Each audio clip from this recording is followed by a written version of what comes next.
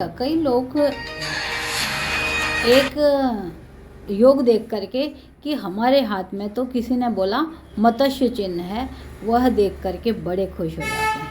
और ख़ास करके सूर्य क्षेत्र पर कोई मत्स्य चिन्ह आ जाए तो उसको जोड़ देते हैं नाम, सम्मान, पद, इन सब चीज़ों से। जबकि हम बोलते हैं कि सूर्य क्षेत्र पर अगर आपको कोई मत्स्य जैसा साइन दिखे, जैसे ये वाला साइन आपको दिख रहा है, तो ये इस तरह का कोई साइन दिखे तो ये अवश्य मत्स्य चिन्ह होता है। लेकिन इसके साथ साथ सूर्य क्षेत्र के साथ साथ सूर्य की रेखा को भी, अंगुली को भी देख लें। ये अंगुली होती है अनामिका सूर्य की।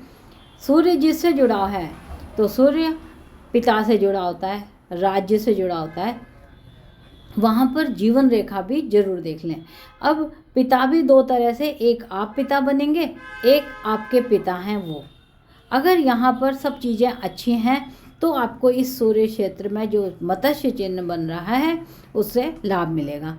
अब इधर अगर मान लीजिए आपके हृदय रेखा के ऊपर और सूर्य पर्वत के पास मत्स्य चिन्ह बन रहा है, लेकिन हृदय रेखा इस तरह से क्रैक है, यहाँ अगर आपको देखें ना तो ये इस तरह से अगर यहाँ पर खंडित हो जाती है तो इसका मतलब है कि इस सूर्य के मत्स्य चिन्ह से आपको हार्ट में प्रॉब्लम नहीं आएगी। अब यहाँ पर आप जीवन मांगेंगे, यानी कि हमको इस मत्स्य चिन्ह से जीवन दान मिलेगा। दूसरी चीज़ अगर देखें कि इसके साथ साथ हमारा शनि क्षेत्र पर भी मत्स्य चिन्ह हो तो ये मत्स्य चिन्ह तो हमको आयु देगा, और ये मत्स्य चिन्ह हमको सूर्य से मिलने वाला लाभ, जबकि कहाँ है ये शनि क्षेत्र के नीचे, तो ये मत्स्य चिन्ह का प्रभाव हमको सूर्य से मिलने वाला लाभ देगा। अब सूर्य मेडिकल का कारक है, हमको मेडिकल के क्षेत्र में लाभ दे देगा। तो एक साइन को आप 2-3 जगह से देख लें कि वो क्या दे रहा है।